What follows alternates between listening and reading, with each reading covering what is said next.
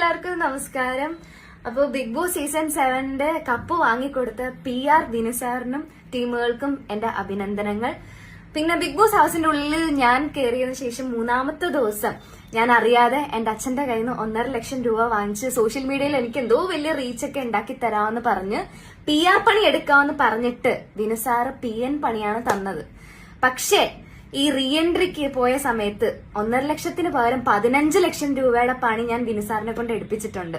ആ പണിയിൽ കൂട്ടുനിന്ന അല്ലെങ്കിൽ എന്നെ ഇത്രയും റീച്ചും ഇത്രയും ഫേമസും ഇത്രയും വൈറലാക്കി തന്ന ദിനസാറിന്റെ സോഷ്യൽ മീഡിയക്കാർക്കും യൂട്യൂബേഴ്സിനും എന്റെ എല്ലാ നന്ദിയും ഞാൻ അറിയിച്ചു കൊള്ളുന്നു.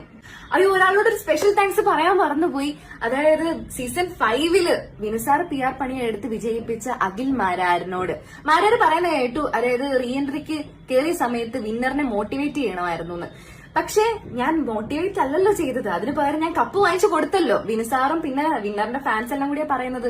അതറിഞ്ഞാലും ഒത്തിരി സന്തോഷമുണ്ട്. എന്തായാലും വിന്നർക്ക് ഞാൻ കാരണം കപ്പ് കിട്ടിയല്ലോ.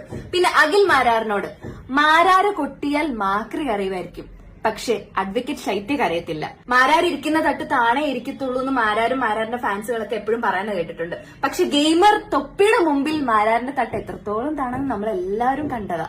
പിന്നെ ഉത്തരം മുട്ടുമ്പോൾ മാരാരെ പോലെ റഷ്യൻ വിപ്ലവം എടുത്തിടേണ്ട കാര്യം എനിക്കില്ല.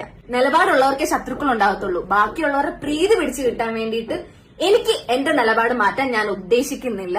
അപ്പോ ഇനി ഈ വീഡിയോസ് എല്ലാം റീപോസ്റ്റ് ഇട്ട് എനിക്ക് ഇൻസ്റ്റാഗ്രാമിൽ 1 മില്യൺ എങ്കിലും വാങ്ങിച്ചു തരണം. എന്നെ ഭയങ്കര കുറച്ചുകൂടി വൈറലാക്കണമെന്ന് എല്ലാവരോടും ഞാൻ അഭ്യർത്ഥിക്കുന്നു.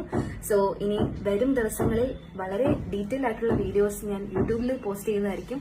അപ്പൊ എന്തായാലും എന്നെ ഇത്രയും വൈറലാക്കി തന്ന എല്ലാവർക്കും ഒരിക്കൽ കൂടി നന്ദി പറഞ്ഞുകൊണ്ട് ഞാൻ നിർത്തുന്നു.